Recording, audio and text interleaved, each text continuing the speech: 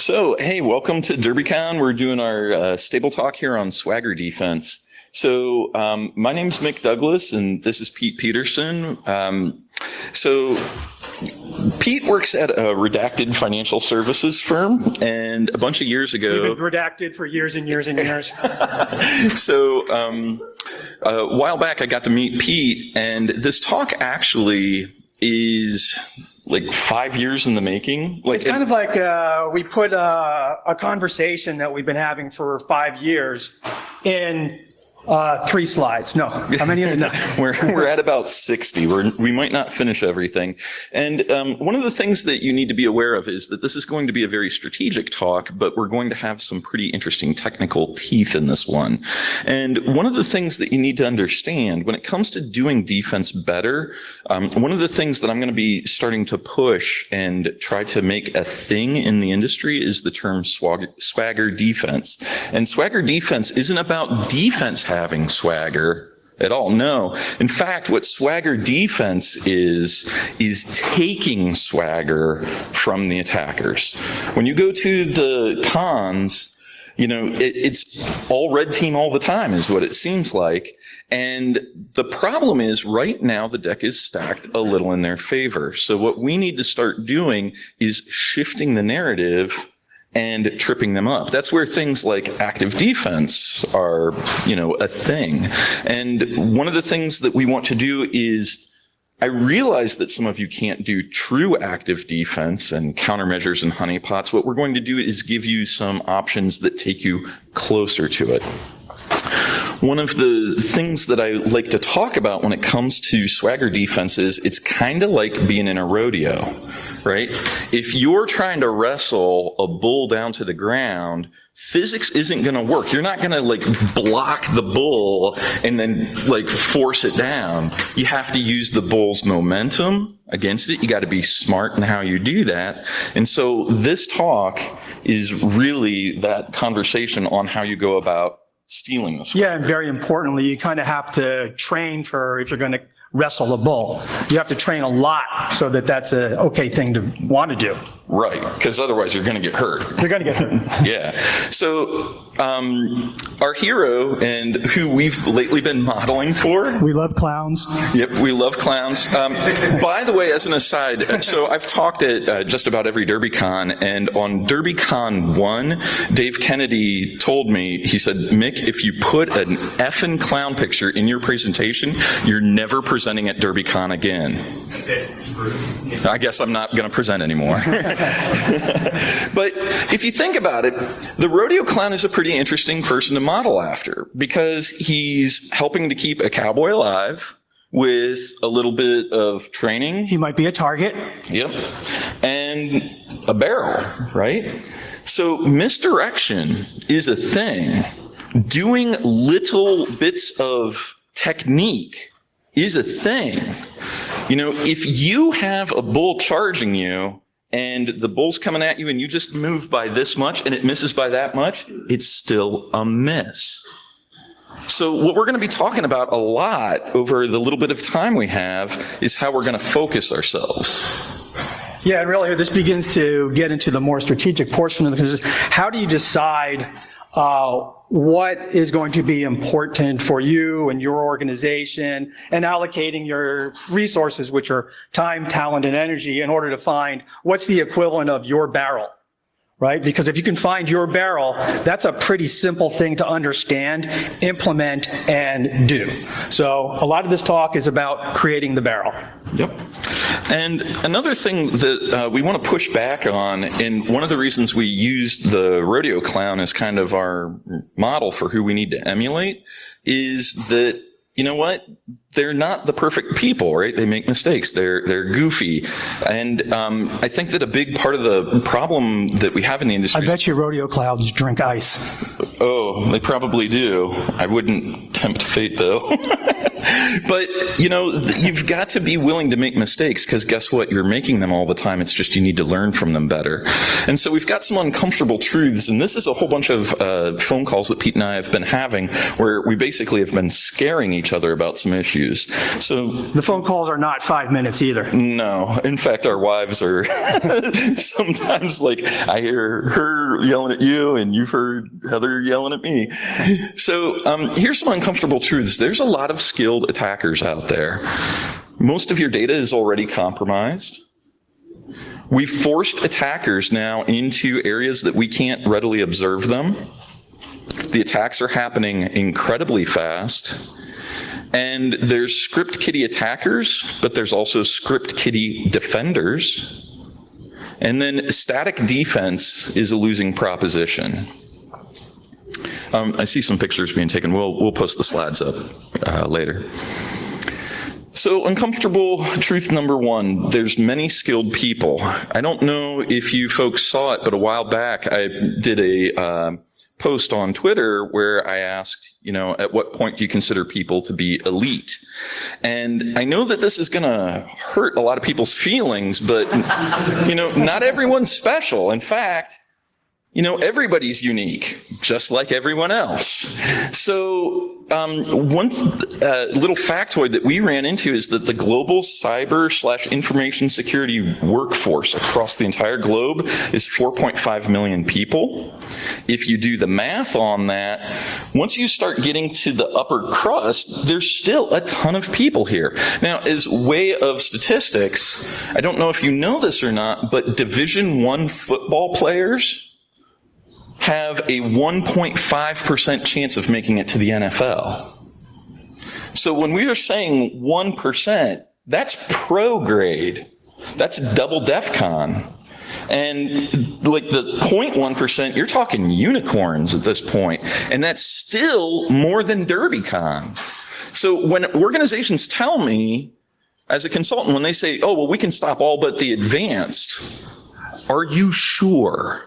Because there's a hell of a lot of them. Can I interject a little thought there? Yeah. So just show of hands, who thinks 1% is the number of elite? Who thinks it's more closer to 0.1%? Okay, who thinks it's at 10%? Okay, so nobody's really willing to commit to these values.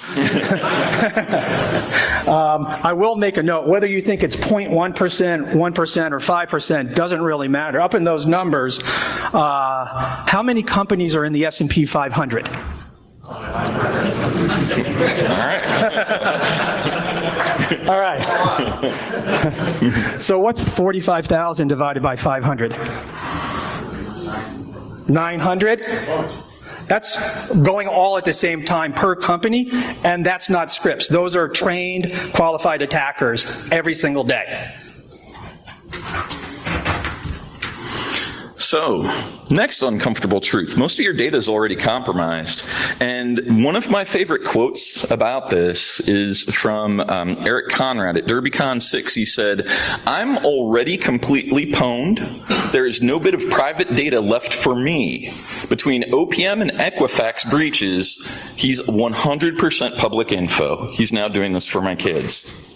This is an ugly thing that you need to take to leadership. I'm not saying that you have to violate your contractual requirements. I'm not saying you have to violate your, different regulations. But what the hell are you protecting? Ooh, we got to protect the Social Security number. Seriously, folks? So what you need to do is sit down. I did that. It didn't work. It didn't work? Yeah. Find out what is that thing that makes your organization special. Like for me, my company, InfoSec Innovations, would cease to exist overnight if my client list got leaked. Right? I joke, the only way you find out who my clients are is a client discloses or court order. Discretion is what we do. I would assume at a redacted financial services company, discretion is what you do. We are all about our reputation. Yeah, and so protect that. Here's another one. We have forced attackers now to the desktops. We have better logging than ever at the servers. We've got great firewall logs going into the SIMs. We've got crisp and clean detection. I'm not asking for you to raise your hand, but if you are collecting logs from all the desktops, all the laptops in your organization, give yourself a pat on the back because you are in rarefied territory. The attackers go after the client-side attacks because that's where the access is, and here's the other thing, we're not looking. Oh, you've got an EDR tool. Oh, okay, cute. They download them and run them in their lab environment. They know how to bypass them. Hell, they even know what you're using because your job posting says, we need somebody that can use product here. And then they say, I wonder what I have to bypass. So, it's a real problem on the desktops. And you've got to stop. Important note there, it's like if they're looking at LinkedIn as a source of recon, they also know who the admins are, what tools they're using, and then if they want to go after the admins and just bypass all that annoying user stuff so they don't have to escalate, they'll just look at LinkedIn, find them because you're leaking all that data, and tell them exactly how to attack those people. Hell yeah. Yeah, no. I mean, that's what I do on campaigns. And the other thing is we have to stop blaming our users. The phishing campaigns that we do against ourselves suck. We got to be honest about it. Attackers cheat. They will do things like this. They'll send an RFP bid to the sales team. Are you going to tell me, InfoSec Pro, that you're going to have the sales team not open an RFP proposal? Good luck with that, because that's a resume generating event right there. We'll see more about that in a little bit. Yes. That's a cliffhanger. Now, here's another thing. Attacks are fast, and nothing but nothing scared me into this reality is the NotPetya attack. This is from the Wired article.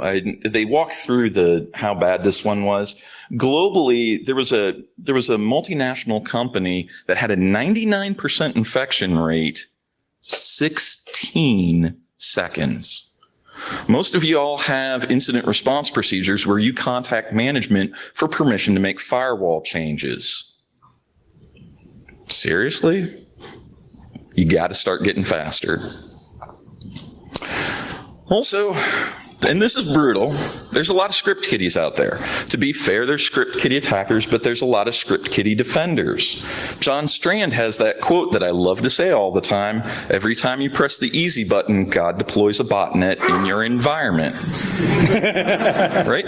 There's a lot of snake oil in the industry because people don't understand the tool. They're just downloading a thing, running it, and is it working? Well, the lights are blinking. So, I mean, there's a lot of really weird, perverse economics going on. And part of the issue is that vendors are only being held to account to what we do. So you need to start QAing your tools. Oh, that's so weird. Don't know how that got in there.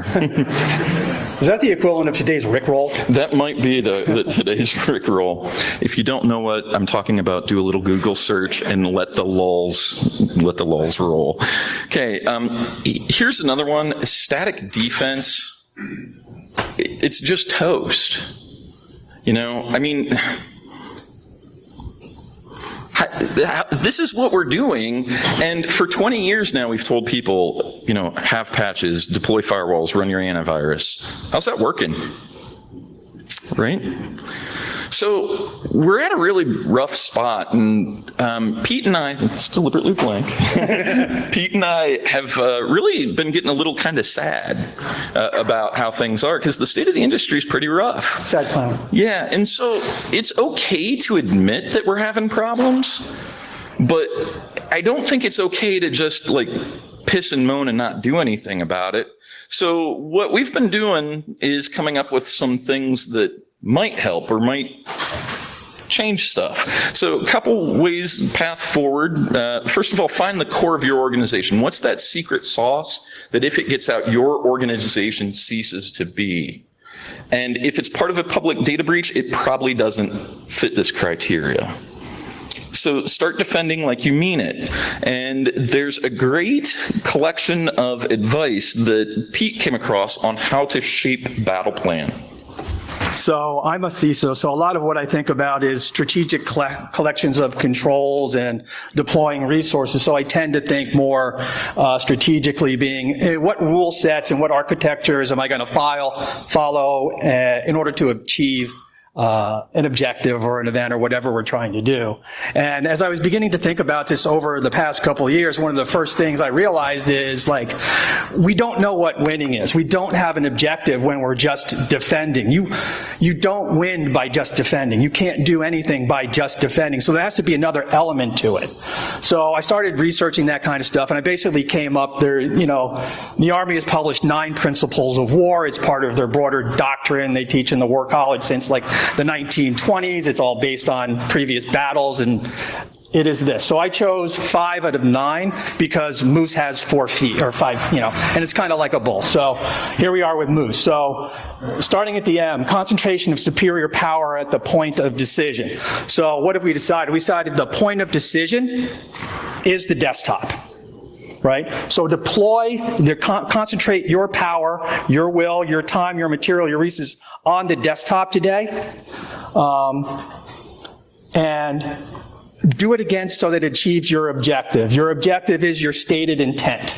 So in this case, define what your stated intent is. Maybe you've discovered something that's really important on your network and you don't want that to happen. But I will tell you, yeah, so our objective here is we want to make attacking so costly that the attackers say, "No, sir," and walk away. Yes, so if we're going to say our objective is to win, and what does win look like? Well, in these principles, they teach you winning is when the enemy stops attacking. So how do we get there? If that's your objective, we got a lot of work to do and a lot of hard thinking and retooling to make that happen against whether it be 4,500 or 45,000 attackers that's coming for you. Offense means all of your actions, all of your defenses better have an offensive component that goes towards achieving your objective. This all makes sense later in the slide, but this is just what's going in as Mick and I are designing a set of controls to achieve these things. Simplicity, it's got to be super simple. You got to find your barrel, an easy idea that you can implement everywhere. Because everybody can understand simple, right? If you've got a stack, your security stack is 500 tools and bro logs here and packet captures here, that's complex. That's a lot of surface area to attack, and the attackers will just own your detection tools at that point. Economy of force is related to mass, and that just means if I'm going to focus all my efforts on the point of decision, focus less otherwhere. For example, let's say we're talking about getting them onto the desktop. Let's say you do things to channel them into the desktop, for example, private VLANs or VACLs or things like that. Those are going to need to be used, again, to foster the mass. Make sense? Right, so this is just a way to think about the problem of the cybersecurity as it's evolving. So now, I wish I could take a picture of y'all's faces. You're like, what the hell just happened? So here's the deal. My degree's in philosophy, by the way. So here's the deal. We've got to start simplifying things. We got to start doing things more effectively. And the attackers are doing this already. They have these talks where they talk about living off the land for offense. We need to start living off the land for defense. That leaves us things like this. And a lot of you are looking at this going, really? That's what we got to fight with? How is this fair? Well, that's actually what we're kind of trying to shoot for here, right? So what the attackers are expecting when they see that this is our defenses, they think that's what we're bringing to fight. Nah, here's what they're going to run into, okay? The rodeo clown. So what we're going to do here is do a demo of the current state. Just a real simple thing. We're going to pop a interpreter. Do you want to chat while I set that up? So what we're doing is Mick is going to be demoing a set of typical things that you'd see any 504 class, and they're going to go, hey, this is effective, and we're going to go, wow, look, shell, and it's going to be easy. And then we're going to do an easy thing, and then there's not going to be shell. And then we're going to do another really easy thing, and there's really not going to be shell. And what that's going to do, that's going to stop any element of recon back into the attacker's mind. So what we want to do with these tools is infect the brain and make them doubt, create self-doubt within it. Did I compile my interpreter wrong? Did I get it to the desktop? Do you guys have mail? Do they have a web browser? We want to give them nothing, and if we do give them information back, we want to give them misleading information back so that their next wave of attack is wrong. So here, just to show no tricks, what we've got is a simple multi-handler running, and we slide over to our victim machine, and this is where the RFP, let me zoom in here. This RFP unzip.executable, this would... Who doesn't want to click on that RFP.unzip exit? Well, I'll tell you what, any salesperson that's commission-driven sure as hell will. So here's the deal. You double-click this. This is really just an interpreter. Let's try that again. Oh, there you go.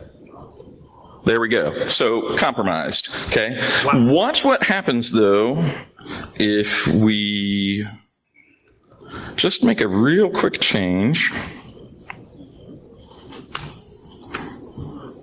What we're going to do is implement a firewall rule. Simple, easy peasy, lemon squeezy. Derby demo, we're going to block the connection. Outbound. Everybody's scared about doing host-based firewall. Blocking outbound is a dramatically easier thing to do because now we're listening. So we go over here, we run it.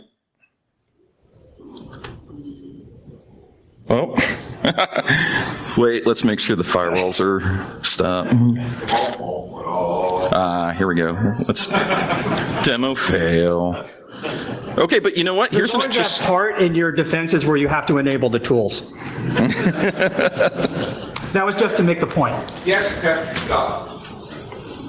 Whoops.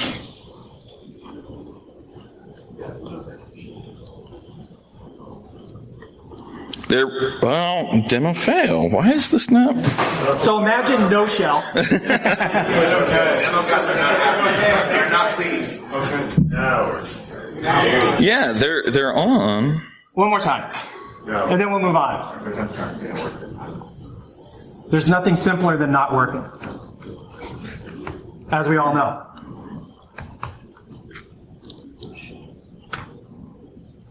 Come on. There we go. Nothing's happening. And here's the cool thing. This is where the attackers won't know what's going on. Go ahead. No, I had nothing to say. Okay.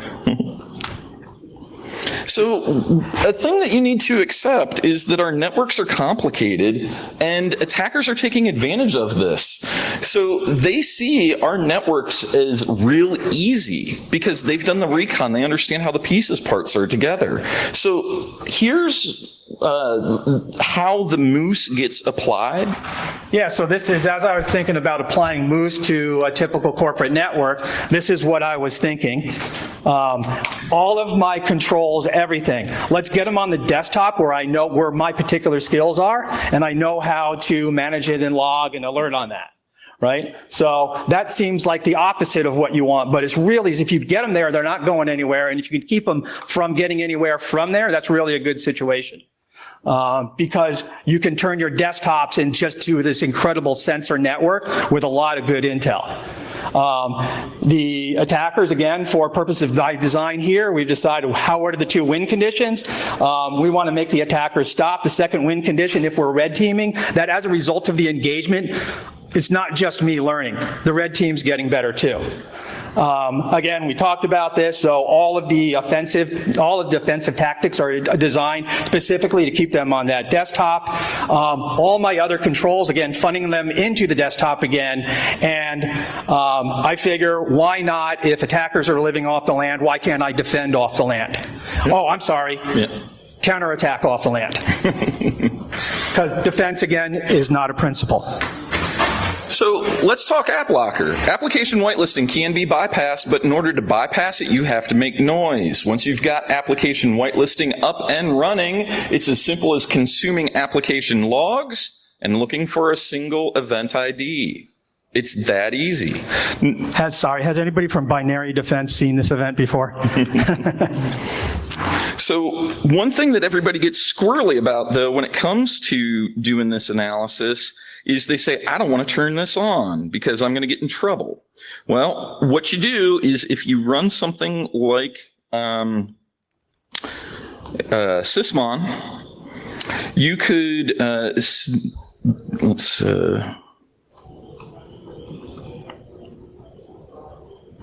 so what I've got here is a tool called Security Tailor. What it does is, oops, got to be admin. Damnation.